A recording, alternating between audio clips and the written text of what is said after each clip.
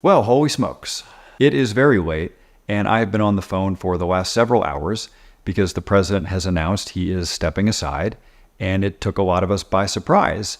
I was on a Zoom call with the president about a week ago, along with several dozen members of Congress, and it was to talk about this, the election, his campaign, and at no point did it seem like he was really considering stepping aside, but here we are. Here's what I think is going to happen. 14 million people voted in the primary, but the purpose of those votes is to tell the delegates how to vote at the convention. There are about 4,000 delegates in the country, and they were all pretty much going to vote to nominate the president, but now they can vote for anyone.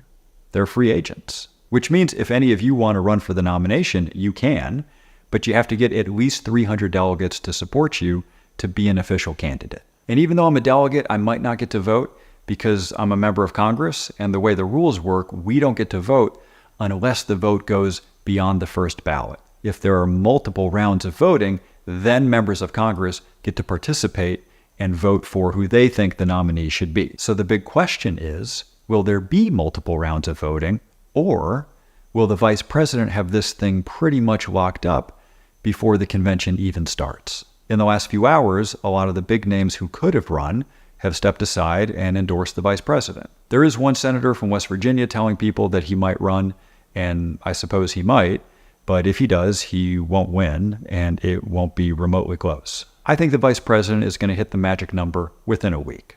I also think she's going to pick her vice presidential candidate really quick. There are 3 or 4 names that everyone's talking about, including the governor of my state of North Carolina, Roy Cooper. One more thing you should know. I'm recording this at about midnight, and it appears that in the last 8 hours, the vice president just had one of the best fundraising days that any elected official has ever had. We don't know the exact number just yet, but we do know that just this week, she is going to raise an enormous amount of money. What does all this mean? It means it's a whole new race, and we've never seen anything like what we're about to see over the next 100 days, and nobody, no politician, no pundit, no news anchor, nobody knows how this is going to go.